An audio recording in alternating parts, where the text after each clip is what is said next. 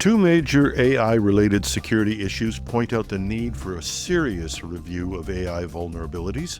Meta could face the biggest fines ever for a violation of a number of European laws and regulations, and they're calling it the Peep show. Internet-accessible cameras have reached epidemic proportions. This is Cybersecurity Today. I'm your host, Jim Love. Security researchers at AIM Security discovered Echo Leak in January 2025, the first known zero-click AI vulnerability that lets attackers steal sensitive data without any user interaction. The critical rated vulnerability has been assigned the CVE identifier CVE 2025-32711, a score of 9.3, and it was quietly patched by Microsoft in May. But here's the concerning part. This isn't just a Microsoft problem.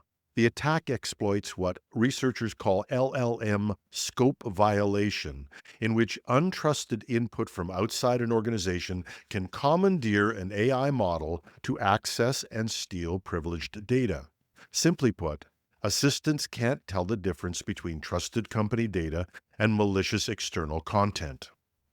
The attack works with chilling simplicity.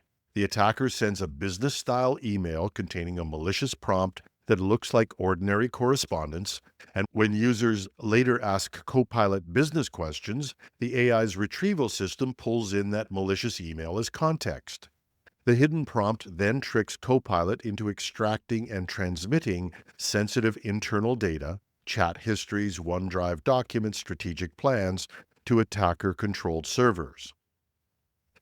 AIM Security has warned the attack results in allowing the attacker to exfiltrate the most sensitive data from the current LLM context. No security alerts, no breach notifications, no traditional hacking signatures, just an overly helpful AI quietly leaking corporate secrets.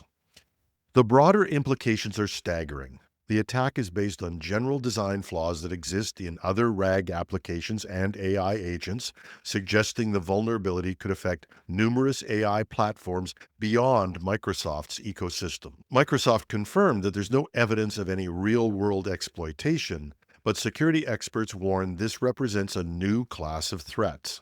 As Jeff Pollard from Forrester noted, once you've empowered something to operate on your behalf, to scan your email, schedule meetings, send responses, and more, attackers will find a way to exploit it, given the treasure trove of information. For businesses deploying AI agents, Echo Leak signals an urgent need to rethink AI security, moving beyond traditional cybersecurity to address the unique risks of AI that's designed to be helpful, but lacks the judgment to say no. And the race to connect AI agents to everything has hit a massive roadblock from a security point of view.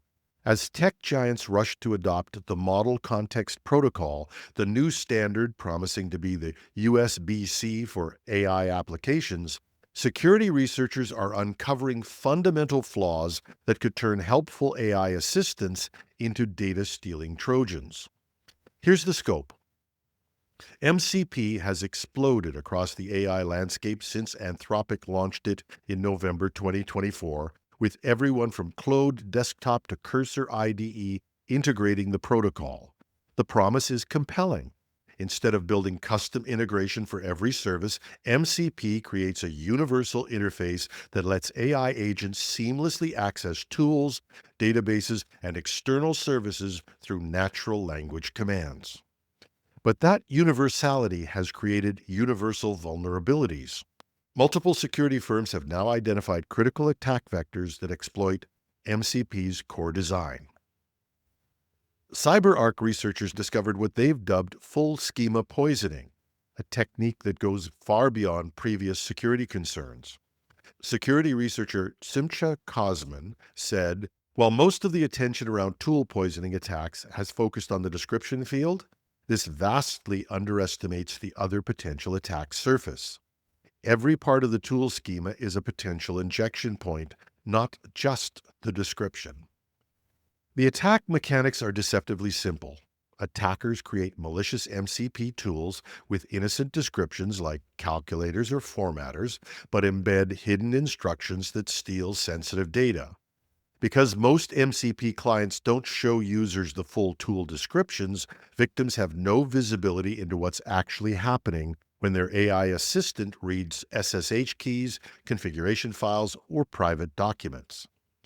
Meanwhile, Invariant Labs demonstrated what they call rug pull attacks, where approved tools quietly change their behavior after installation, and researchers found critical flaws in GitHub's MCP integration that allows attackers to hijack AI agents through malicious repository issues. The root problem? MCP's fundamentally optimistic trust model assumes syntactic correctness equals semantic safety. As one researcher put it, AI models will trust anything that can send them convincing sounding tokens, making them extremely vulnerable to confused deputy attacks. As LLM agents become more capable and autonomous, their interaction with external tools through protocols like MCP define how safely and reliably they operate, Kosman warned. Tool poisoning attacks, especially advanced forms like ATPA, expose critical blind spots in current implementations. For businesses deploying AI agents, MCP's security crisis signals an urgent need to rethink how AI systems handle external integrations. Until these fundamental design issues are addressed, every new MCP connection could become a potential attack vector. Over these past two stories, I think we've come up with a brilliant illustration of why you don't bolt on but need to build in security. I'm interested in doing more stories on this, and if you're an expert in this area or you know one, please contact me at editorial@technewsday.ca. Meta's latest privacy scandal has researchers and regulators calling for unprecedented enforcement action that has the potential to have huge fines levied against the social media giant. Security researchers uncovered a sophisticated tracking technique that bypassed Android's core privacy protections, which could be a huge violation of multiple European regulations simultaneously. The discovery centers on what researchers dubbed local host tracking, a method that allows Meta to link users' anonymous web browsing to their real Facebook and Instagram identities, even when users employed VPNs, incognito mode, and deleted cookies after every session. Here's how it worked. Meta's apps created hidden background services that listened on specific network ports on Android devices. When users visited websites containing Meta's tracking pixels, found on over 17,000 sites in the US alone, the pixels used WebRTC protocols with a technique called SDP munging to secretly transmit cookie identifiers to the listening apps. The scale is massive. A group of researchers found the technique affected 22% of the world's most visited websites. Meta's Pixel was found on 15,677 sites accessed from the EU and on 17,223 sites accessed from the US, with tracking occurring on 11,890 and 13,468 sites, respectively. It's reported that Meta implemented this technique starting in September 2024 and continued until researchers disclosed their findings in June of 2025. Meta has since halted the localhost tracking and removed the associated code. Browser makers, including Google and Mozilla, have also implemented countermeasures to prevent similar techniques.